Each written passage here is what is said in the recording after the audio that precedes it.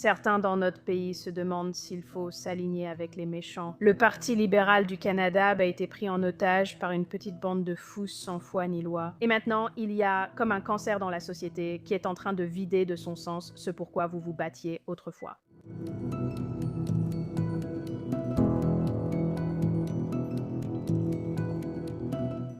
Et nous sommes de retour pour un nouvel épisode de Standpoint. Je suis Gabe Grossman et je suis très enthousiaste aujourd'hui. Nous avons un peu voyagé à travers le monde lors des précédentes interviews. Nous avons reçu un membre de la Knesset il y a quelques jours. Nous avons interviewé Tommy Robinson du Royaume-Uni. Certaines personnes suivent sur les réseaux sociaux. Nous verrons cela, mais cet épisode sera diffusé plus tard dans la semaine ou peut-être la semaine prochaine à cause de la guerre. Et j'ai eu la chance d'avoir, sans mauvais jeu de mots, une invitée incroyable aujourd'hui que j'essaie d'avoir dans l'émission depuis un moment. Ce n'est pas facile de l'inviter. Beaucoup d'entre vous la suivent en ligne, j'en suis sûr. C'est une personne fougueuse au sens positif qui défend les bonnes causes. Nous ne sommes pas toujours d'accord, mais elle soutient vraiment tout ce qui est bénéfique au Canada. Elle est la chef adjointe du Parti conservateur du Canada, Melissa Lantsman, députée du Parti conservateur. Merci beaucoup d'être avec nous. Merci beaucoup de m'avoir invité. Je suis une grande admiratrice de vous sur Internet depuis longtemps. Merci, je suis vraiment ravi. J'avais préparé une introduction, mais tout le monde sait qui vous êtes. Vous représentez une circonscription juste au nord de Toronto, Thornhill. J'ai un beau-frère de Toronto, tout comme mon ami Avi Gleno, que je salue et qui a déménagé en Floride du Sud. Je suis désolé. Nous prenons certains de vos meilleurs éléments. Nous exportons parmi les meilleurs, c'est donc un vrai problème pour nous. Oui, en fait, Belle Harbor, là où nous sommes maintenant, là où j'étais maire, il y a beaucoup de Canadiens. Ils étaient et ils sont encore, pour la plupart, je pense, des hivernants qui viennent passer l'hiver. Il existe apparemment un lien fort entre Toronto et le sud de la Floride. Beaucoup. Il existe un lien fort entre les États-Unis et le Canada depuis longtemps. Nos proches vivent ici, surtout l'hiver, mais je vais quand même faire un peu de pub. Nous avons le meilleur été au Canada. Je vous invite, c'est le meilleur été au monde. Quel est le meilleur endroit pour passer l'été au Canada? Écoutez, je vais être partial. Je représente une province du Canada qui s'appelle l'Ontario, et les étés à Muskoka sont les meilleurs. Qu'est-ce qu'on y trouve? Un lac? On a plein de lacs, on a des gens formidables et le meilleur climat.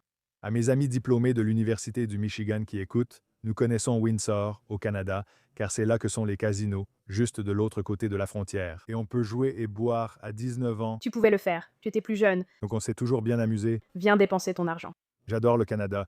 J'ai passé beaucoup de temps à Montréal, Mont-Tremblant, Toronto, aussi sur la côte ouest, à Vancouver, sur l'île là-bas, qui est aussi spectaculaire. Mais de toute façon, il se passe tellement de choses entre le Canada et Israël. On dirait qu'avant, quand Justin Trudeau était là, tout ce qu'on a eu, c'est qu'on disait que je lui ressemblais un peu, ce qui m'a toujours offensé. Mais vous aviez un premier ministre libéral insensé là-bas qui, de mon point de vue, se ridiculisait. Mais les pays avaient de bonnes relations et collaboraient, tout comme leur peuple. Les cultures canadiennes et américaines sont presque identiques. Hormis le Québec et cette région, le reste du pays présente de grandes similitudes, mais beaucoup de choses semblent avoir changé. Lors de la dernière élection, nous avions le premier ministre Stephen Harper, comme vous le savez, et avant cette élection, il a, selon moi, fait monter la tension. Commençons simplement. Selon vous, que se passe-t-il aujourd'hui au Canada? Écoutez, ce que je dirais en toute honnêteté, c'est que le Canada m'a tout donné. Mes parents ont immigré là-bas dans les années 70. Et en une seule génération, dans un pays comme le Canada, on peut passer du siège de chauffeur de taxi sans diplôme au premier rang de la colline du Parlement. Au Canada, cela ne devrait pas changer. On devrait pouvoir travailler dur et progresser. Je pense que le plus important dans notre relation, ce sont nos liens entre les personnes, si vous voulez. Nous sommes pareils. Nous avons partagé la meilleure relation sur la plus grande frontière non protégée depuis si longtemps. Les Canadiens ont versé leur sang aux côtés des Américains du bon côté de chaque guerre, souvent, vous savez, en protégeant les intérêts américains, mais pour nos deux pays, pour nos deux nations. Et je pense toujours, où que j'aille, qu'il n'y a nulle part où je préférerais être qu'au Canada, et de construire le pays de façon à ce que la prochaine génération reçoive ce que la génération précédente a reçu. Mais aujourd'hui, au Canada, ce n'est pas possible. Pourquoi pas? Écoutez, nous avons tout cela, nous parlerons de la question de l'antisémitisme parce que je pense que beaucoup de vos auditeurs verront ce qui se passe au Canada. Et vous savez, ils seront choqués.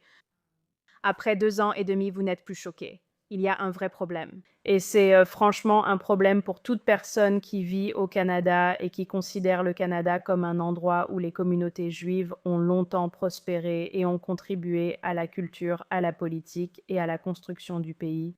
Et maintenant, il y a comme un cancer dans la société qui est en train de ronger ce pourquoi nous étions connus, ce que vous représentiez autrefois. Les problèmes que nous avons sont des problèmes que tout le monde rencontre. Il est difficile de se payer une maison. Il est difficile de trouver un emploi dans sa profession. C'est difficile de tout faire correctement et de quand même réussir à avancer. Nous avons la chance d'avoir des ressources divines, du pétrole, du gaz et des minéraux critiques. Et nous avons créé, par confort, de grandes bureaucraties qui nous empêchent de l'obtenir ailleurs. Donc nous avons toutes les opportunités et je pense que nous en gaspillons une partie. Oui, il y a beaucoup à dire là-dessus. En tant qu'Américain, c'est intéressant de vous entendre. Je suis né ici, mais nos histoires sont très similaires, je le sais. La façon dont les Américains comme moi expriment leur amour pour ce pays ressemble beaucoup à la vôtre pour le Canada. Commençons par aujourd'hui. J'espère que l'épisode sortira aujourd'hui ou demain. Cette semaine, comme tout le monde le sait, sauf si on vit sous une pierre, les États-Unis et Israël ont attaqué l'Iran. Et c'est quelque chose que, de mon point de vue, je ne peux m'empêcher d'applaudir. C'est incroyable pour moi de voir l'Occident se dresser contre la tyrannie de l'Iran qui terrorise le monde entier. Et les gens ne comprennent pas l'influence tentaculaire que l'Iran exerce partout dans le monde. Je sais que vous comprenez. Mais concentrons-nous sur le Canada un instant. La déclaration initiale de votre premier ministre était plutôt correcte. Il a soutenu la frappe. Franchement, ça t'a surprise? Oui. Oui, moi aussi. Même s'il a nuancé ses propos en le lisant, il restait favorable. Mais il est vite revenu sur ses paroles. J'ai noté quelques-unes de ses citations ici. Je préfère ne pas parler d'un premier ministre de façon incorrecte. Il a dit que ses déclarations sont maintenant empreintes de regrets. D'ailleurs, je ne sais pas qui parle comme ça, mais c'est ce qu'il a dit. Il a aussi déclaré que c'est un échec de l'ordre international, changeant ainsi totalement d'avis.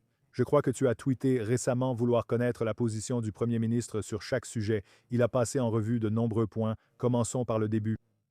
Es-tu surpris par la réponse du Premier ministre? Quelle est sa position et celle du gouvernement canadien sur l'Iran? Oui, écoute, je vais dire ceci d'abord.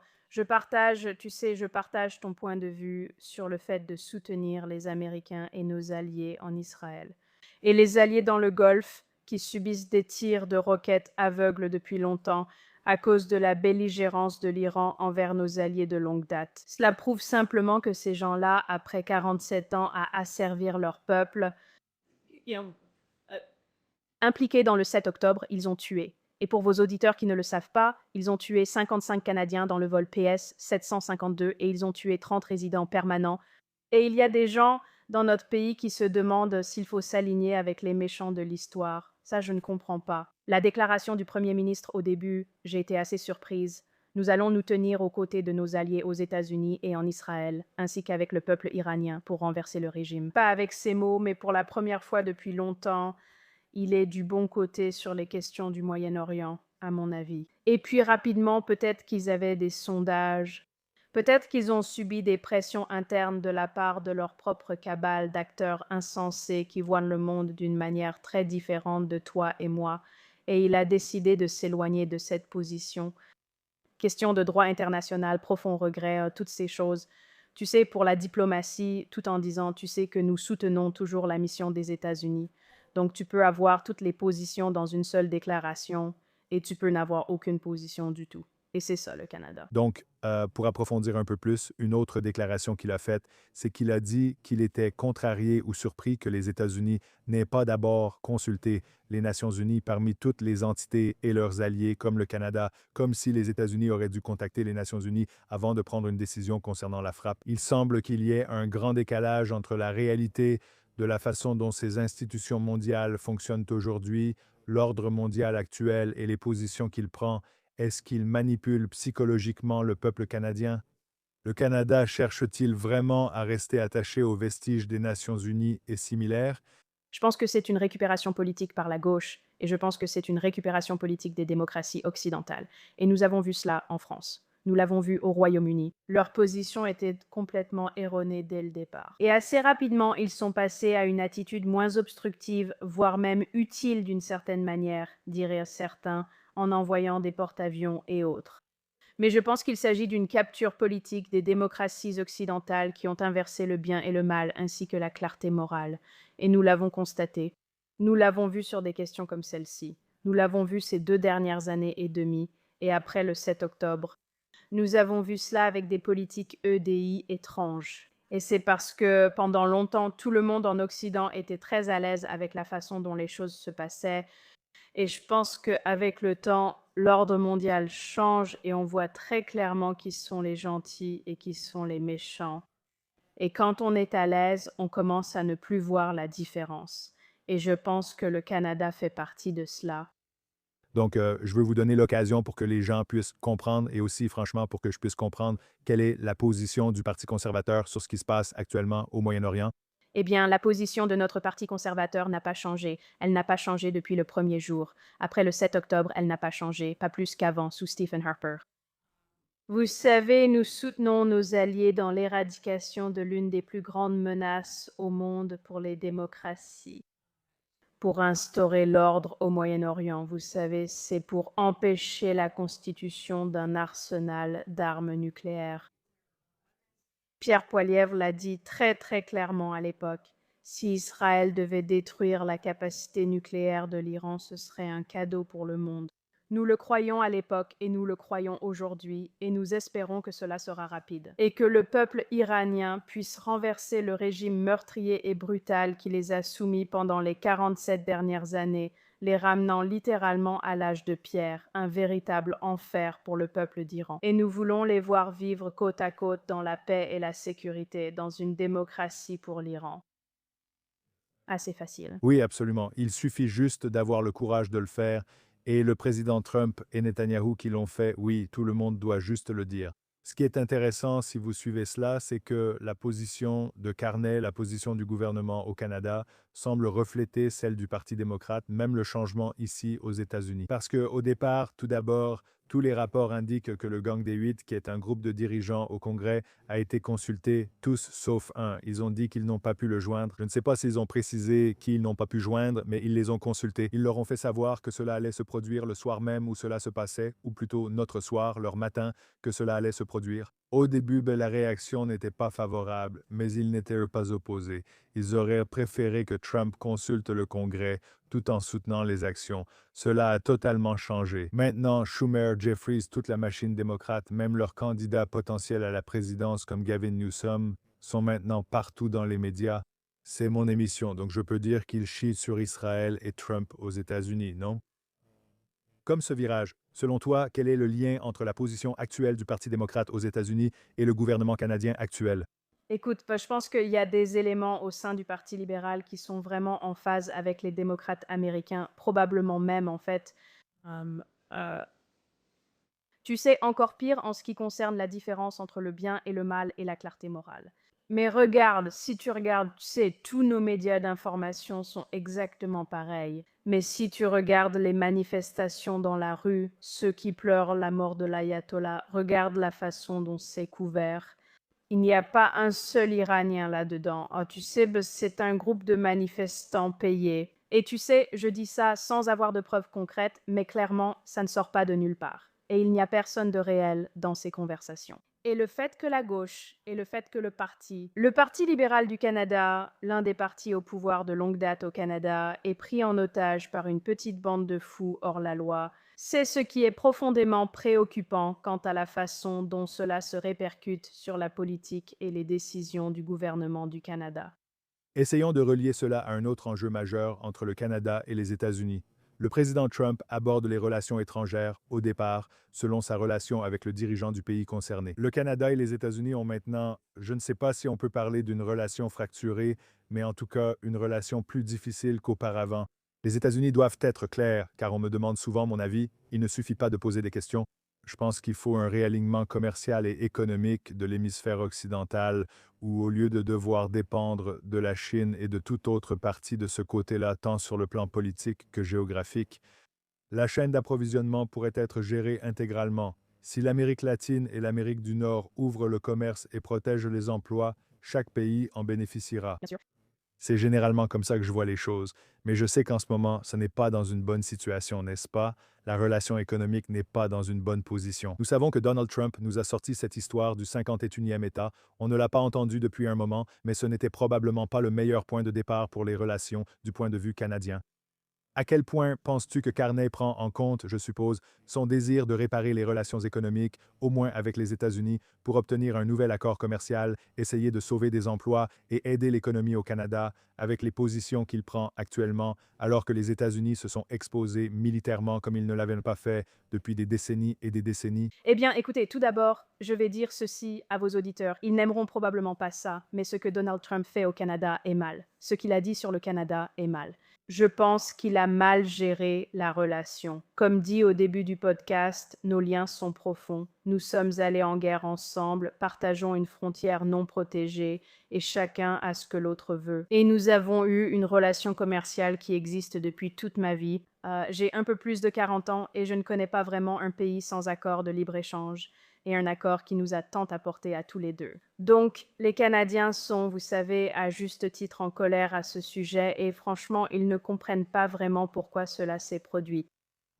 Ce que je peux dire, c'est que cette relation est bien plus forte que les politiciens qui sont là pour un certain temps. Cette relation entre le Canada et l'Amérique, ce que Trump a fait, c'est forcer les Canadiens à se réveiller, à travailler sur notre propre résilience, à tenir debout par nous-mêmes et à développer nos propres ressources. Encore une fois, nous avons ce que le monde veut, et nous l'avons vendu aux Américains à prix réduit pendant bien trop longtemps. Et je pense que cela nous a donné et nous a permis d'avoir un mandat pour vraiment remettre de l'ordre chez nous afin d'être de bons partenaires. Puis-je poser une question? À quel point l'offense personnelle ressentie par les Canadiens influence-t-elle les décisions sur l'avenir du pays?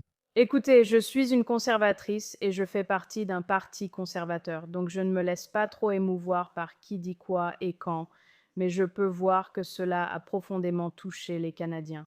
C'est comme si votre meilleur ami d'école, avec qui vous avez tout partagé pendant si longtemps, décidait soudainement de ne pas vous inviter à son anniversaire. Puis le Canada s'agite et s'offusque. Ça va.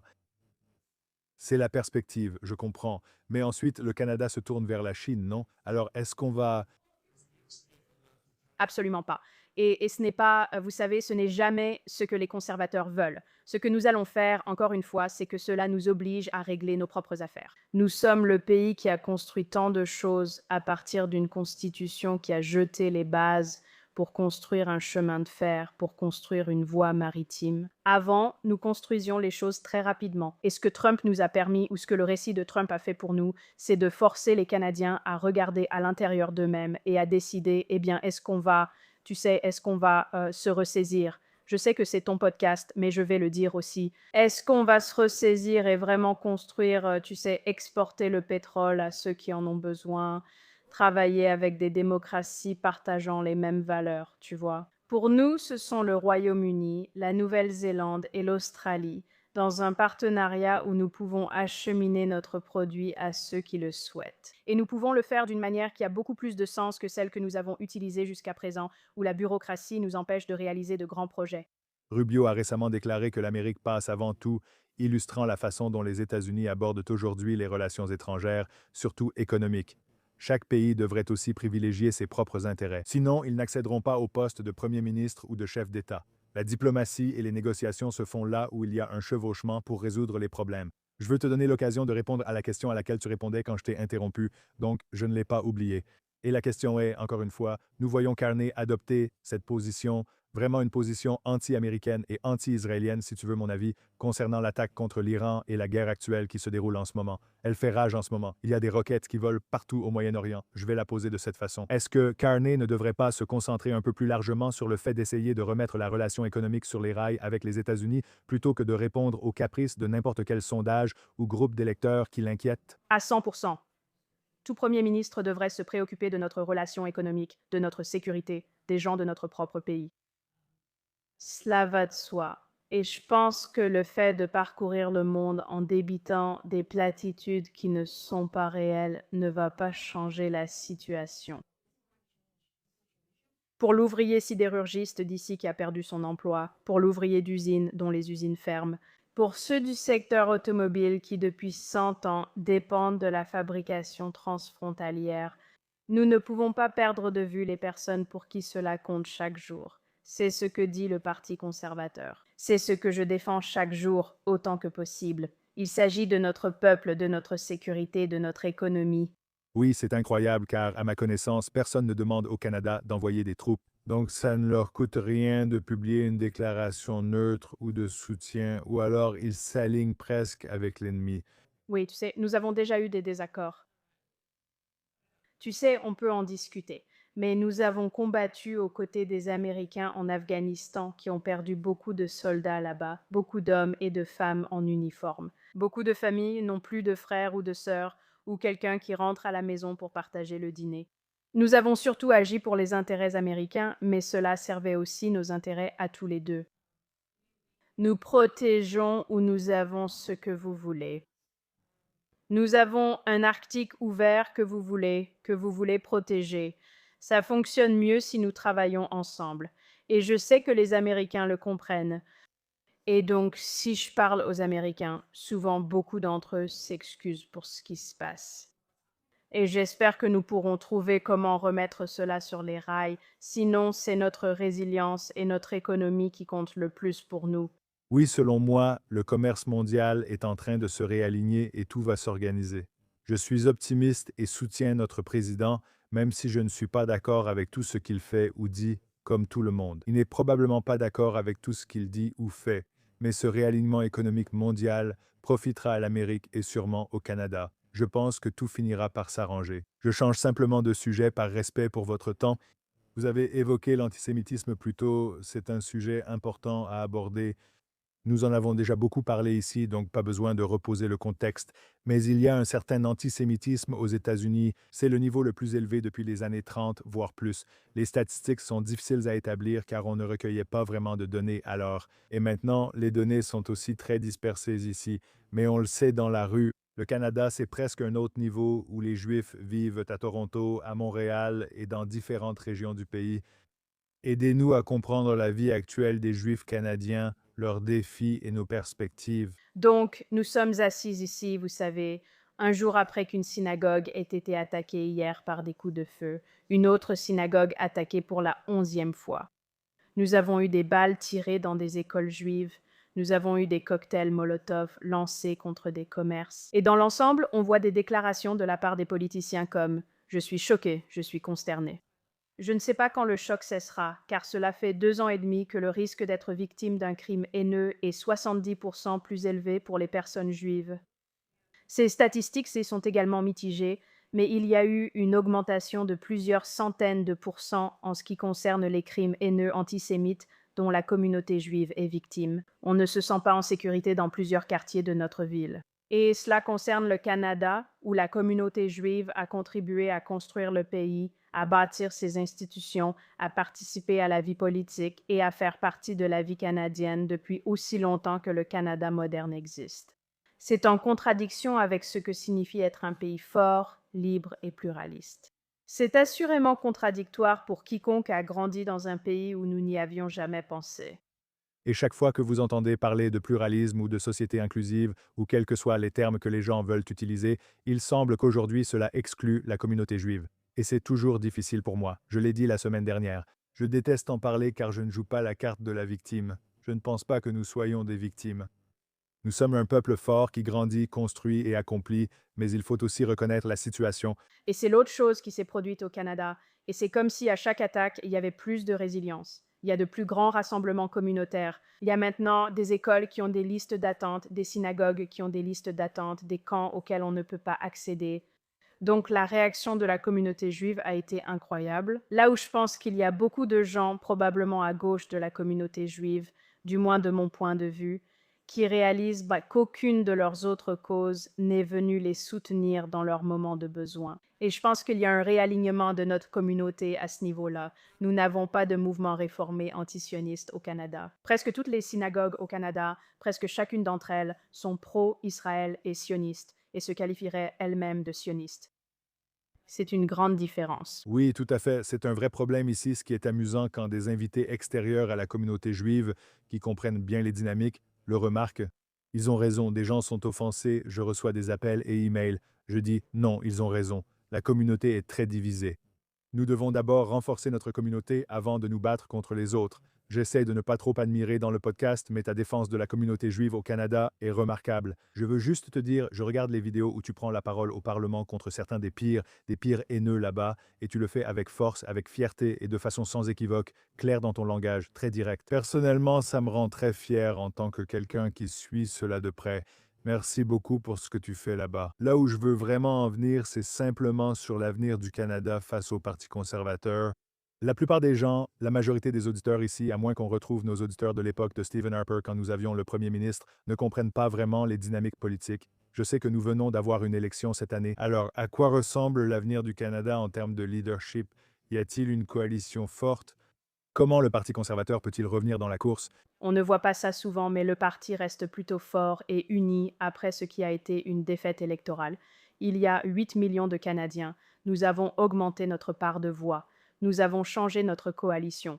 Si vous regardez le parti de Stephen Harper, dont je suis une grande admiratrice pour avoir travaillé avec lui et l'avoir loué dans le podcast, nous avons célébré à plusieurs reprises les 20 ans de son élection. Sa coalition conservatrice avait une apparence très différente, beaucoup de gens en couple et beaucoup de personnes âgées. La nôtre est jeune, dynamique, issue de la classe ouvrière et représente vraiment l'avenir du pays.